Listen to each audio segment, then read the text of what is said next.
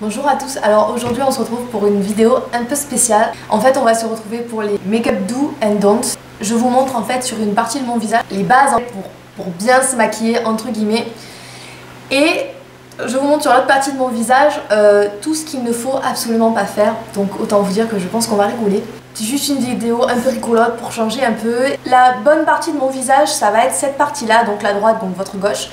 Et la partie qui faut surtout pas reproduire sera sur ma gauche, donc votre droite. Et alors je vais commencer par la mauvaise partie. Tout le monde sait que principale des erreurs c'est soit on a un fond de teint beaucoup trop foncé qui va finir par s'oxyder au fil de la journée évidemment et qui va finir par faire orange, soit vous avez un fond de teint qui n'est absolument pas de votre carnation qui va finir par s'oxyder dans la journée et selon ça fera orange ou rose. Donc là j'ai le EF en teinte je ne sais pas quoi qui est un fond de teint complètement rose alors que je suis jaune, donc forcément ça finira par faire rouge au fil de la journée. Et j'ai la CC crème de Bourjois en teinte 34 qui n'est absolument pas ma teinte évidemment. Donc je sens que je vais y aller avec la BB crème de la CC crème de Bourjois. Ah oui. Parce que bon, avoir un fond de teint plus foncé, même certaines vendeuses le disent, hein, pas moi qui l'ai inventé, ça donne pas de mine, on le sait. Et je viens estomper, oh là là c'est joli. Je viens estomper un peu avec un pinceau. Voilà, là j'ai un très joli teint de carotte, hein, voilà. Carotte qui serait partie en vacances. Évidemment, de l'autre côté, je vais mettre une teinte qui me va. Hein. Vous aurez l'air toujours trop foncé, mais vu que j'ai le visage plus clair que le reste de mon corps, c'est ce qu'il me faut. Alors aussi oui, si vous avez, je modifie mon Beauty Blender. Si vous avez le corps d'une certaine couleur et votre visage d'une certaine couleur, n'essayez pas de matcher avec votre visage. Évidemment, faites la correspondance avec votre corps et pas votre visage. Sinon, c'est comme celles qui ont un visage rouge, alors que rouge-rose, alors qu'elles ont un corps jaune. Prenez pas un fond de teint rose, ça sert à rien, puisque vous allez faire rose, jaune, on n'est pas une glace à la vanille quoi. Donc comme je vous l'ai dit, il est chouïa plus foncé que mon visage, mais par rapport à mon corps, c'est la bonne couleur. Donc je viens estomper tout ça dans la peau.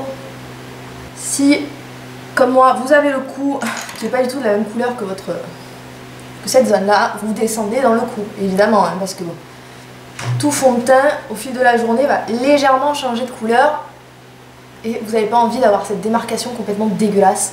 L'erreur à ne pas faire, c'est de prendre un anti-cerne qui est évidemment plus foncé, ça ne se fait pas, mais qui est aussi beaucoup trop clair. Voilà, la folie du make-up Kim Kardashian, c'est pas avoir un anti-cerne qui est 5 teintes plus clair que votre fond de teint, évidemment pas. Donc moi j'ai pris la couleur Chantilly de NARS qui est une teinte complètement blanche pour illuminer. Bien sûr que ça va illuminer. Regardez.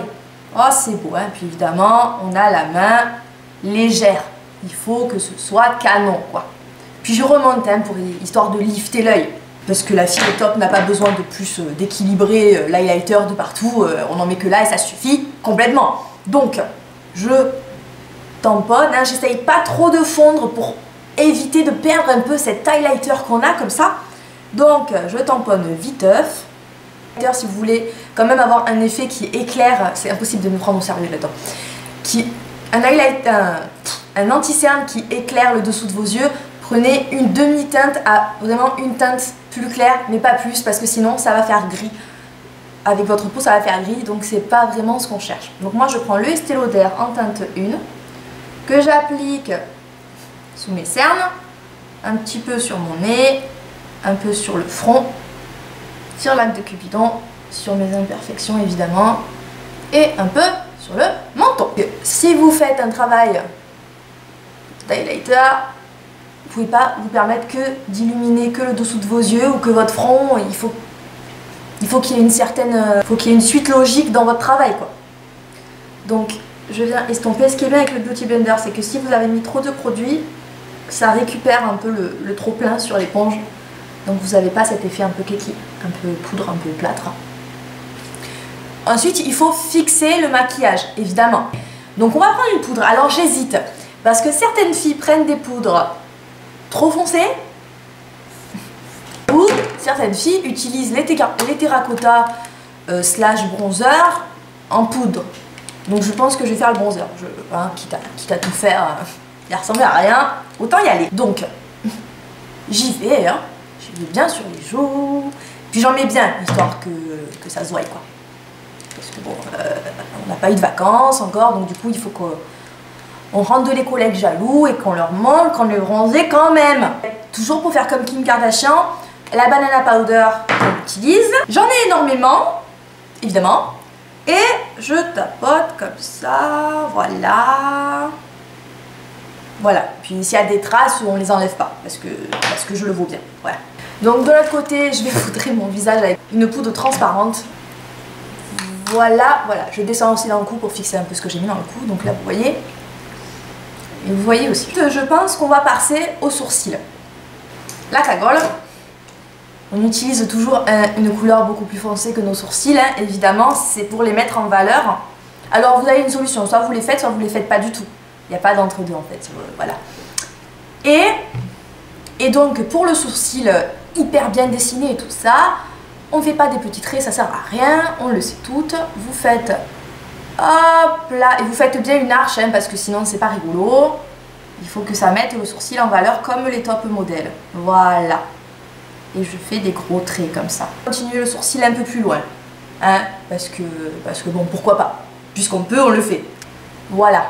Voilà, là j'ai bien redessiné mon sourcil. Ça me donne un peu un air concerné, vous voyez. De l'autre côté, je viens de prendre une poudre pour les sourcils et je viens remplir mes sourcils complètement normalement, hein. Pas trop foncé, la couleur de vos cheveux, à tout côté. Si vous n'avez pas l'habitude, préférez remplir vos sourcils avec de la poudre plutôt qu'avec du crayon, puisque le crayon c'est beaucoup moins naturel. Évidemment, si on ne sait pas s'en servir, en plus ça risque de faire un peu bizarre. Oh mon Dieu. Il nous manque le contour. Évidemment qu'il nous manque le contour. Donc je vais prendre le Hoola de chez Benefit. Je vais prendre un pinceau très très dense, histoire de ne pas avoir le droit à l'erreur.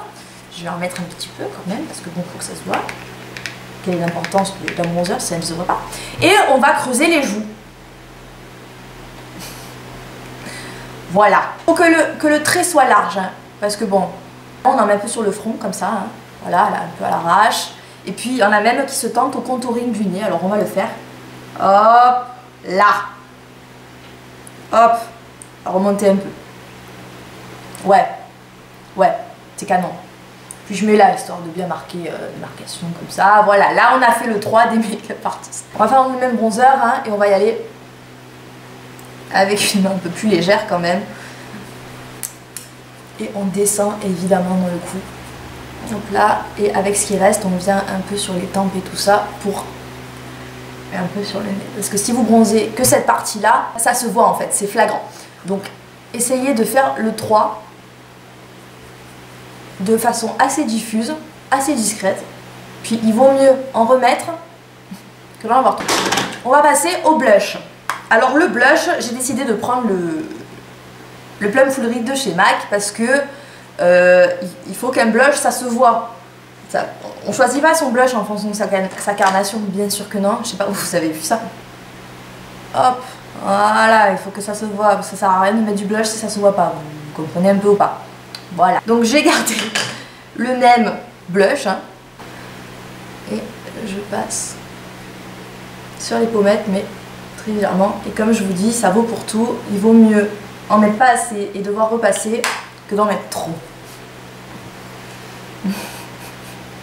C'est connu, hein. Bon, on n'a pas de pinceau, donc on prend le doigt. On appose la matière, on met pas de base, hein, parce que bon, on n'en a pas besoin. On met le blanc irisé bien sous le sourcil pour illuminer, un peu dessus aussi d'ailleurs. Bon, on prend toujours avec le doigt, hein, parce qu'on n'a même pas un seul pinceau estompeur, ça ne sert à rien. Et on prend le noir pour faire un effet smoky. Voilà. Et je pose le noir. Allez, on n'est pas trop mauvaise, on va un peu estomper quand même, parce qu'on a fait un peu des conneries. Voilà. On laisse surtout la transition entre les deux bien marquée pour que les gens voient qu'on a fait un effort de couleur. Là, de ce côté, vous êtes pin-up au top. Et je vais mettre une base à paupières, donc là ça se présente sous la forme d'un pinceau. J'applique légèrement et que j'estompe. Mettez toujours une base pour que vos fards tiennent toute la journée, qui crissent pas dans les plis et tout ça, c'est toujours mieux. Je vais reprendre au doigt hein, le fard beige. Hop là, et on peut même en mettre un peu sur le sourcil, il n'y a aucun souci là-dessus. Et je vais prendre un pinceau, je vais reprendre le noir, je vais faire comme l'autre. Et je viens appliquer ça légèrement en estompant, en faisant des mouvements de va-et-vient pour que la matière, en même temps qu'on la pose, elle commence à s'estomper toute seule. Donc si c'est pas assez foncé pour vous, vous revenez, ça pose aucun souci. Et du crayon noir, c'est très bien. Donc on met comme ça jusqu'à l'intérieur. Voilà, parce que ça agrandit l'œil, on le sait. Et de l'autre côté, je vais prendre un pinceau biseauté, je vais revenir avec le fard à paupières noir et je vais l'appliquer. Certainement pas jusqu'au coin interne, puisque ça vous rapetit l'œil, ça vous le ferme. Hein. La seule manière bien pour faire le liner, c'est que vous posez des petits traits au fur et à mesure en restant bien proche de la ligne des cils. Vous allez jusqu'à la fin de votre œil, vous voyez. Et en fait, il n'y a rien par rapport au sourcil ou quoi que ce soit. La ligne, il faut que vous suiviez naturellement la ligne de votre ras de cils inférieur. Si vous avez besoin, vous prenez un truc comme ça, vous prenez une ligne, quoi que ce soit. Et une fois que vous avez fait votre marque, vous revenez remplir.